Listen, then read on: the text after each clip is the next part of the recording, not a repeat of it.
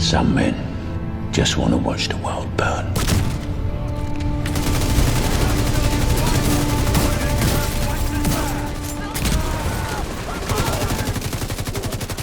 This build works because of three things: the creeping death talent that spreads status effects on application, toxic delivery on the vile mask that applies a dot debuff, and the 4-piece Eclipse Protocol gear set bonus indirect transmission that spreads status effects again when enemies die. With these I can wipe an entire room of enemies in one go. But of course it's not as simple as that. Maximising burn ticks delivers phenomenal cosmic power, but with not a lot of survivability. So how do I solo heroic content with this build? Stacking status effects is critical for the build. Not only does it increase the damage and duration of status effect ticks, it also increases the damage done by toxic delivery. This debuff is equal to 50% of the damage of my concussion grenade, increased by my status effect attribute. Run it on every piece of gear to buff the damage to over 1.2 million. Toxic delivery won't proc again immediately when creeping death procs, due to an internal cooldown, but the extra damage it does will help to proc indirect transmission by killing the first enemy I hit with my sticky bomb. You do have several options as to how you apply burn: the chem launcher, the airburst seeker mine, or the sticky bomb I'm using.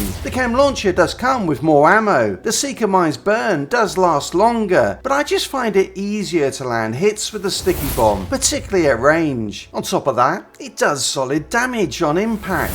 I am running 5 utility cores with this build, which increases the damage and duration of the burn sticky bomb inflicts, as well as reducing its cooldown. For the final core I've gone with defensive, which gives me just enough armor to be able to survive. None of this really answers the question of how do I solo heroic content with this build. To do this, I do have 3 variations of the build that I run with different gear mods and secondary skill. When playing in groups, all 3 mods I use are skill haste, which, with the Eclipse Protocol gear set and my backpack, get me to just over 70% skill haste. I am also running the Stinger Hive that applies bleed and procs all the good stuff in this build. Speaking of my backpack, I am running a Brazos which comes with 10% skill haste for its brand set bonus, and I have recalibrated with the creeping death talent. There are other viable options here. Golan gear would increase status effects, Wyvernware skill damage, and so on. Go with whichever you like as long as it has creeping death on it. I also use all skill haste mods when playing solo. I did try armor on kill, but find that actually the best way to survive with this build is to run a striker drone as your second skill. This distracts enemies, does damage, and lasts long enough for most encounters to keep enemies off me while I burn them down.